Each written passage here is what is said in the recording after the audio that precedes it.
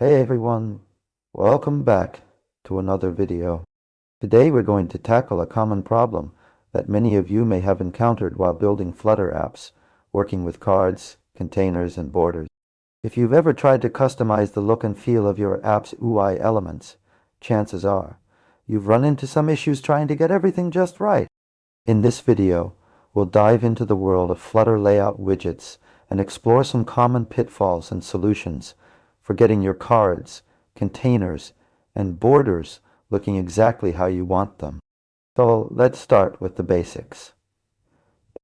When working with cards and containers in Flutter, one of the most important things to understand is how they interact with each other.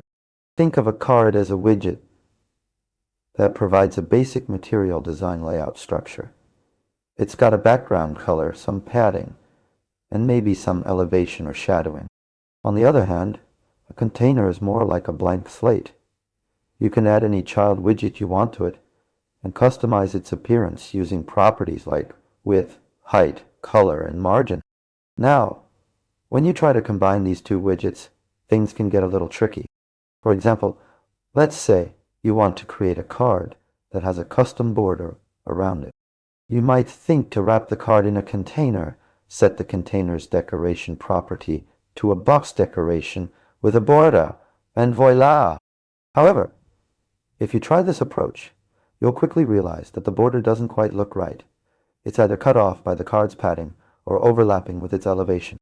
So what's going on here? The issue is that when you wrap a card in a container, Flutter doesn't automatically account for the card's padding and elevation when drawing the container's border.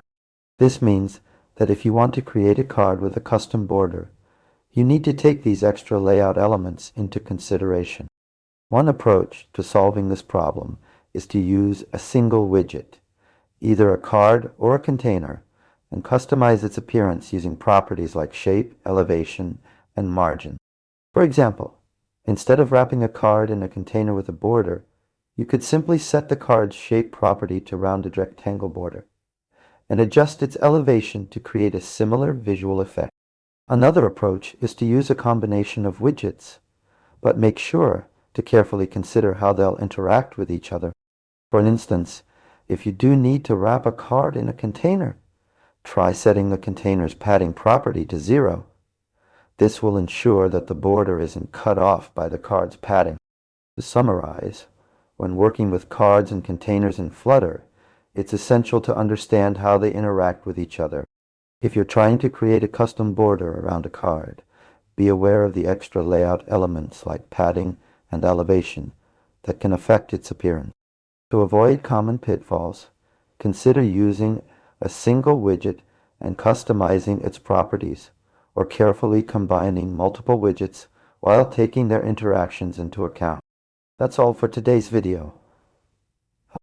I hope you found this explanation helpful in tackling your Flutter card, container, and border problems. If you have any further questions or need more clarification on anything we covered, please don't hesitate to ask in the comments below. Don't forget to like this video if it helped you out, and consider subscribing for more Flutter tutorials and content in the future.